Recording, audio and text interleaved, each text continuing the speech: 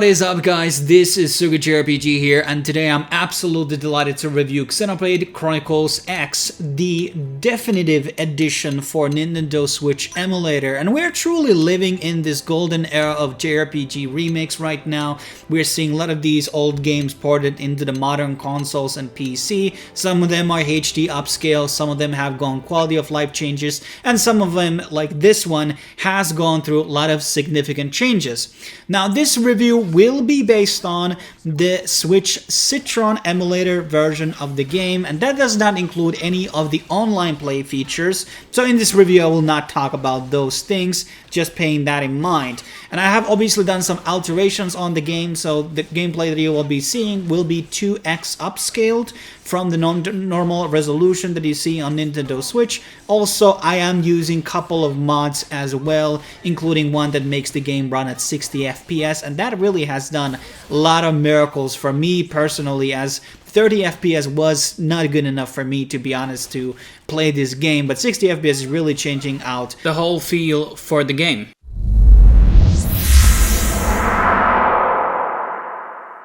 Now, when it comes to the definitive edition, it comes along with a lot of new stuff. This is not just a HD upscale of the original game. There are a lot of fundamental changes to some of the progression systems inside the game. There are new playable characters, combat tweaks, a lot of quality of life adjustments. There's also a brand new story chapter, which is basically wrapping up the cliffhangers from the original VU version of the game. And the overall point I'm trying to make here is that there are massive graphical and gameplay changes in this definitive edition. Like, if you actually compare what the characters looked like in the original game, it's like night and day. In terms of the actual premise of the game, so the humanity has gone war with an alien race, which basically destroyed the Earth and made it unlivable, and almost all humanity was wiped out. But they came up with this Project Exodus plan, and they had this spaceship known as the White Whale, which basically escaped from the Earth, and they were in the exile from Earth for 2 months, and eventually they got into another battle with the aliens, and they basically crash landed into this planet known as Mira, which basically the whole story takes place in, with the alien threat.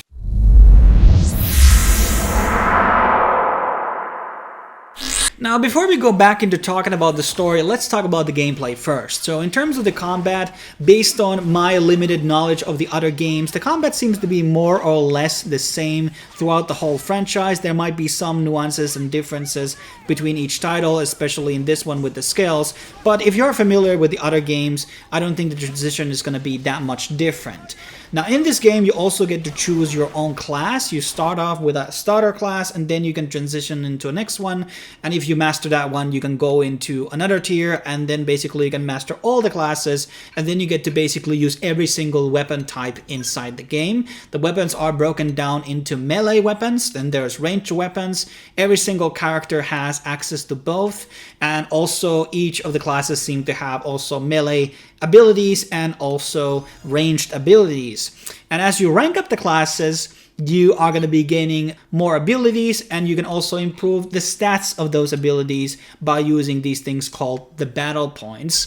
And later down the game, maybe around halfway, you're going to be getting access to your own skill, which is this mecha that you can basically see in a lot of these gameplay trailers of this game. And the mecha basically is also used in combat. It's not just for exploration.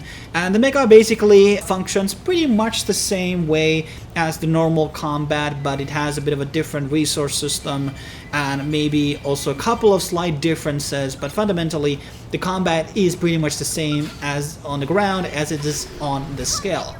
Now, the Chronicles X also has a big emphasis on exploration. The world of Mira is broken down into 5 different regions, which in a typical MMO fashion tend to have, you know, their different biome. One is like a jungle, one is more like a normal plains, one is this sort of a like tropical, one is like a volcanic area, one is more like rocky canyon type. So they kind of like try to make the world look different, and it's a pretty massive, and you get to basically explore it as you progress throughout the game. There's not really like places that are locked out in the beginning. So basically, if you're crafty enough or you're, you know, basically swimming throughout the sea, you can basically access almost every single location in the beginning of the game, which is kind of cool. So you're not region blocked in the beginning to basically enter other areas. And then there's the hub city known as New Los Angeles, and this is basically where all the quests are given, and this is where you can basically also obtain items and, you know, crafting and repairing and all that type of stuff. So that is kind of like the main place and base of humanity. Now, Xenoblade X is kind of built around to feel like a single player variation of an MMO game. There's like literally more than 300 missions in this game, and these varies from hunting boss monsters in the field, collecting ingredients, or talking certain NPCs on an area. Like, I spent more than 90 hours completing this game, but that wasn't even close to 100% completion. So it's a very long game. That's something that you need to understand. Even if you're going through, like, just want to play the main story, it's still going to be like 60 hours or something. And you're kind of forced in the game to kind of grind, unless you're like really knowledgeable about like all the status ailments and all the elements and everything like that. So it's going to be like something that kind of forces you into doing a lot of that side content on the side. And there is a lot of complexity in the game when it comes to item systems, since every equipable item basically can be upgraded with traits. So a trait might give like 20% more damage into mechanical enemies and things like that. And these are not some things that you need to really delve into. There's a lot of complexity behind it, but it's not something that is required to complete the game or get the game through. So they are kind of like 100% not necessary, but there are definitely a lot of ways to basically max out your characters by diving into these things, like improving your skill, upgrading the right weapons and all combinations and abilities. Now, in terms of like what changes there were into the combat in the definitive edition, like, you know, in the original game, the combat was slow, and yes, it is very slow in definitive edition as well. They did a couple of changes into this, like you can basically cast your abilities a lot more often with this green bar that you can basically see below the actual abilities, and this was definitely a good quality of life change. But I'm not gonna lie to you that the combat does feel extremely slow, and that doesn't make grinding very fun, given out how long does it take to even take enemies down which are 10 or 15 levels below you. And having a level 20 weapon versus level 40 weapon doesn't really bring that much change into the total damage output of your character.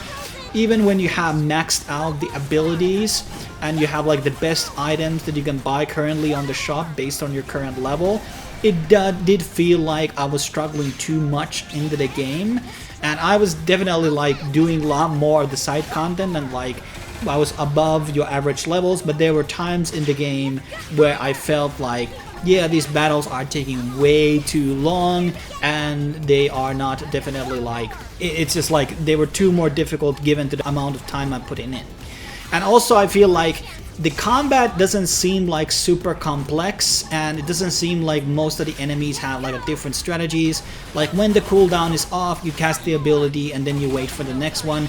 You're positioning on the fight, and yes, you have to sometimes get bonuses from attacking from side or back, but that's kind of like minuscule stuff, and that doesn't apply to every single class in the game. So I feel like the combat is not very exciting after a while. Like, it might be fun for a while, but definitely once you hit like 50 hours into this game, it definitely kind of starts to rub on you. And when you reach chapter 7, that is basically when you're going to be obtaining the skills, the mechas. And the mechas are basically, you know, acting very similar in combat, but they use fuel. And fuel is a resources that you can buy with another asset inside the game, or they can obtain via the frontier node, which is basically installing these nodes on the map, which are like giving you all types of combat and non-combat bonuses. And the skills make the exploration a lot more fun. There are definitely some locations you cannot go without a skill, just so you know. So if you're going into a beacon or trying to scan something, you may not be able to go there without a skill. Other problem is that yes, you're getting the scale at chapter 7, but it's not able to fly at chapter 7. The game is broken down into 13 chapters, and I believe it's at chapter 9 when you can basically start flying.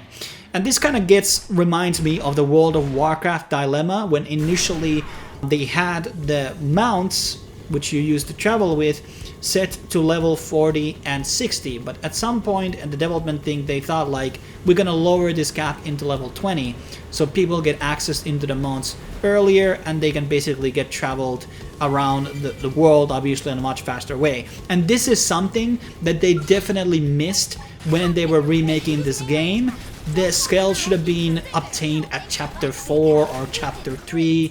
It didn't make no sense in a lot of, gameplay aspects or balance aspects to make it so that you obtain scale so late into the game. So that's one of my big criticisms. Now the other big criticism is that you can fight obviously the same enemies with scale or without scale, but the scale obviously does a lot more damage.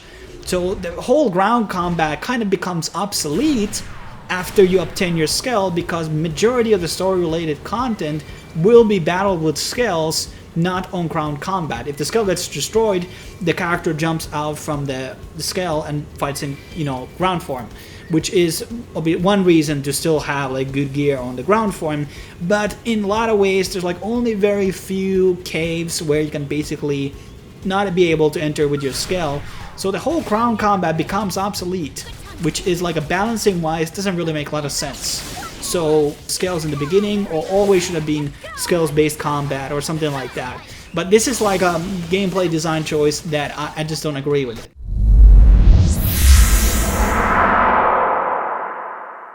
Now let's talk about music and sound. So the composer of this OST is Hiroyuki Sawano, who is obviously known from his work on Attack on Titan and obviously other big animes like Gundam, Guilty Crown, Aldrin Noah Zero. He has worked in other games as well. He is definitely an S-tier composer. He has brought us a banger after a banger, and this soundtrack is no different. It has a lot of very, very good tracks. There's one very annoying rock song that plays in the new Los Angeles. I'm gonna put it on somewhere on the screen when I find the name, but I felt like, damn, if I could only blacklist this song from this game, because it's hella annoying and really, really bad song in my opinion. But like, there is versatility in this OST. It has a lot of those epic symphonic tracks, which Savannah is obviously known from. And I have to say, I really haven't heard any other JRPG soundtrack in the last 10 years which would be on this level. And yes, I think this soundtrack is better than one we had on FF16. I wouldn't really count Remake and Rebirth because they are basically remastering an old soundtrack which was done on the 90s, so that doesn't exactly count. But please name me a soundtrack that really has been done in the last 10 years in a JRPG game that would come close to this one that we have on Xenoblade Chronicles X. Now when it comes to the audio design, so in the terms of the combat, the characters are voicing those abilities all the time, which is extremely annoying, and there are a lot of other like weapon sounds and ability sounds and sword sounds which don't sound like very high quality in my opinion, like feel like they would have been taken out from some type of a stock audio site or something. It's just something about the audio design in this game just kind of feels a bit lower quality. That's just me. It's not a big deal. It's just something that I kind of noticed. Now when it comes to the actual dub, there's an English and Japanese versions available, which you can basically change any way you want in middle of the game. Now I have to say that the English dub actually has changed a lot of the dialogue into something completely different. I know there's one mod coming along which will have a lot more faithful translation of the actual Japanese audio. So obviously if you play with Japanese audio and have English subs, it's basically the context is totally different on the English version. But usually 98% of the time I always go with the Japanese audio. But this time around, maybe because I played the original Wii U version on English as well, I decided to opt in for English. It just felt a lot more natural this time around, I guess. And usually I just want to go with the Japanese, but the thing is, when you have watched anime for 3 decades or so, you kind of get old of these same voice actors which they keep recycling over and over again, who don't come out with new voices or anything. They sound exactly the same on every single game or anime they get casted on, and the whole voice acting business is never like tapping in new blood into the scene. It's just like always the same old people doing the same roles, and it's just getting very tiresome at some point. So that's why I went with English, but in my opinion both are okay, but I'm definitely also waiting for that mod to basically have those faithful translations.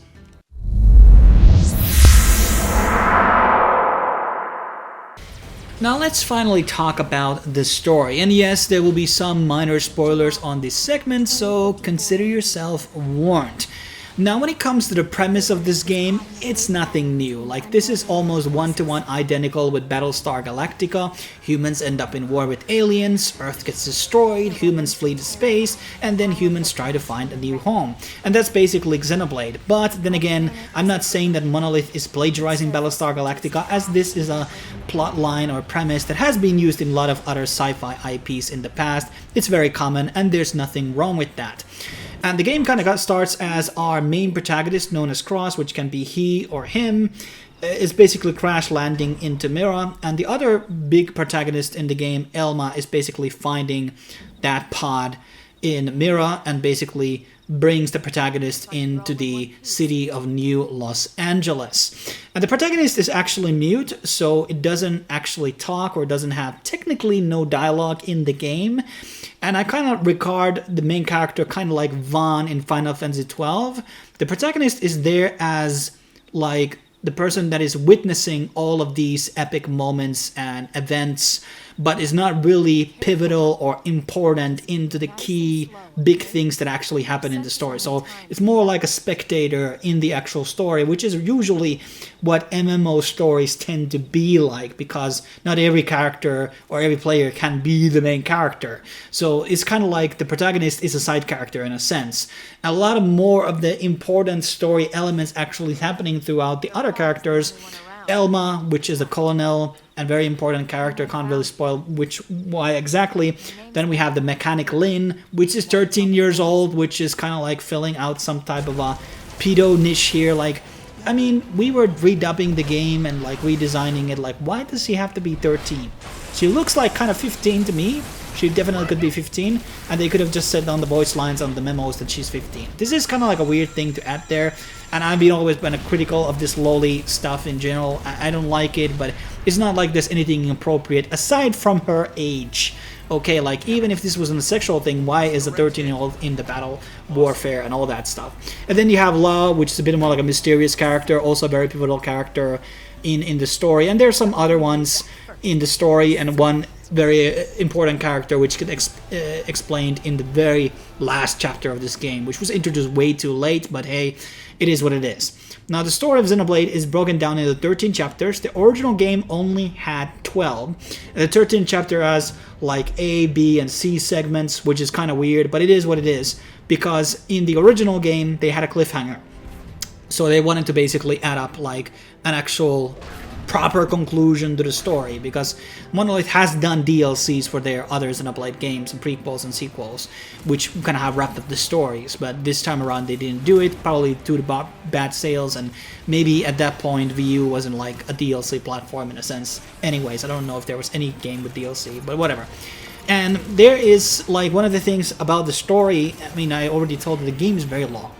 But when you actually get into this thing where you are just side questing so much inside the game kind of forces you to actually side quest.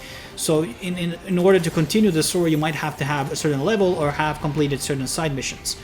And this is kind of the problem that other games create, like Witcher 3, Cyberpunk 2077, and some Assassin's Creed games, where there's just too much of the side mission stuff, and you get derailed from the vibe and the urgency and the feel of the main story. So there's just too much of that. The side missions are not even fully voiced in some cases, like they're just like very filler, slice of life shit.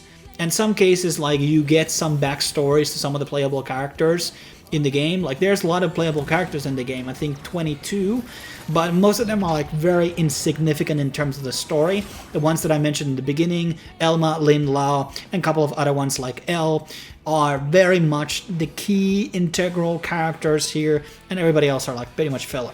And I think this is a big problem when you have 300 side quests. You end up doing that much, and then you already forgot, like, it's been 10 hours since you have been doing the main story missions. Like, okay, what exactly happened? So it creates this disconnection, and it's not always a good thing, but this is obviously by design, because they're kind of building out a game that is very much like an MMO. And yes, as I already said, like the affinity missions, which are one of the other side quests, these orange missions, these kind of delve into a lot more of the side characters and their things, and by doing these, you obviously unlock these characters as well. Some of them are obtained throughout the story, and those are usually the ones that are pivotal actually to things, maybe outside from one, which is optional, but still pivotal to the whole grand scheme of things.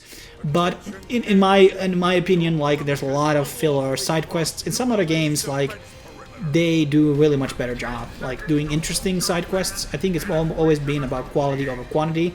That's how I feel about a quest line, which is telling a big story. Now, in terms of like the overall feel of the story, like the other games have been complex and philosophical when it comes to Xenogears and all of these predecessor IPs. This game definitely is a lot more simple in terms of its story, and I think that really comes down to that they wanted to create this MMO experience.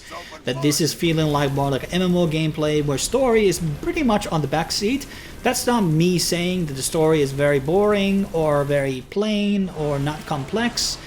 It's not complex, but it definitely has a vibe to it, feel to it, and it's relevant still.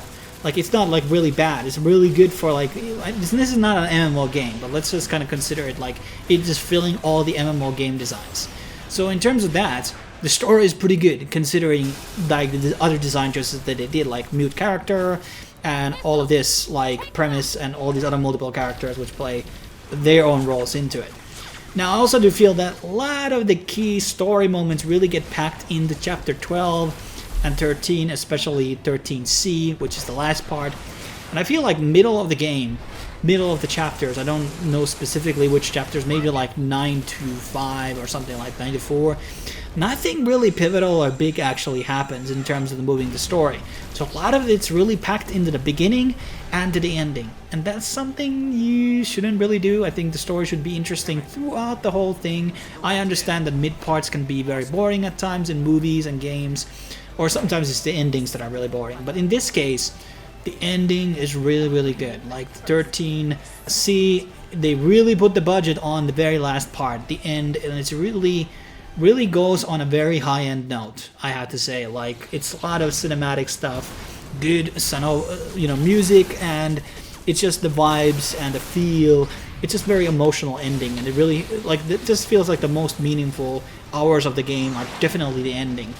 So the story is pretty good, but it does definitely has its pacing flaws.